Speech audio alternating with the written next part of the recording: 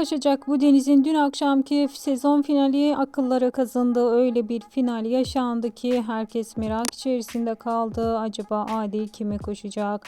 Sizler de fikirlerinizi yorumda bildirebilirsiniz. Herkes gelecek sezonu iple çekecek ve nasıl yapacaklarını bilmiyorlar. Çünkü öyle bir final oldu ki herkes merakta kaldı. Deniz Baysal ve Ulaş Tuna Astepe'nin muhteşem oyunculuğuyla sezon finaline damga vurdular. İşte sizler için sezon finalinden özel kamera arkası paylaşımlarda videomuzda bulunmaktadır.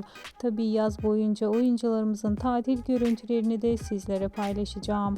Şimdilik ise benden bu kadar arkadaşlar. Hoşça kalın.